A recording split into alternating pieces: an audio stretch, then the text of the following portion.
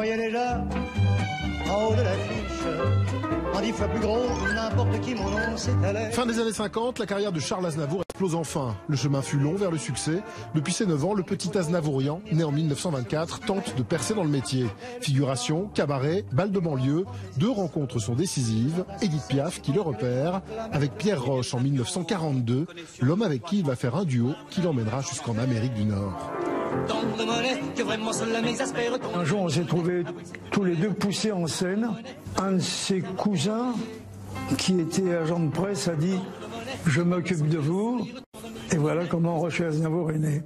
Je subis ton sale caractère. C'est seul que Charles Aznavour rentre en France au début des années 50. Les déceptions se succèdent. La presse, le catalogue chanteur Abid, les radios le boycottent, la critique le surnomme l'enroué vers l'or. Je ne devais aller pas loin.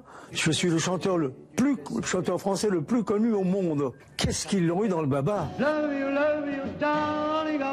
Mais Aznavour a de la ressource. C'est donc avant tout comme auteur pour Mistinguett, Patachou ou Juliette Gréco qu'il se fait reconnaître dans le milieu. Après des concerts en tête d'affiche à l'Alhambra et à l'Olympia, il finit enfin par s'imposer en 1957. Elle va mourir Dès lors, la tendance s'inverse, critique positive, et pas qu'en France. On l'encense au Carnegie Hall de New York. Ses chansons font désormais le tour du monde. Il multiplie les tournées à l'étranger. CNN et Time Magazine l'éliront d'ailleurs artiste de variété du siècle devant Elvis et Chaplin. Il est l'un des rares Français à avoir son étoile sur Hollywood Boulevard.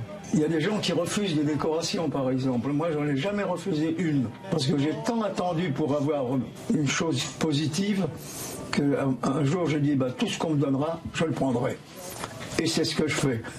Incontesté à l'étranger, il était devenu le patriarche de la chanson française. Les jeunes générations reprenaient ses tubes. Aznavour, le fédérateur, avait été le seul en 1989 à pouvoir réunir 90 artistes autour d'un titre caritatif. Pour toi, Arménie, écoulé à 1 million d'exemplaires. Toujours infatigable, il continuait à se produire dans le monde entier, toujours prêt à se lancer de nouveaux défis, comme celui de chanter pour la première fois à Bercy en décembre 2017.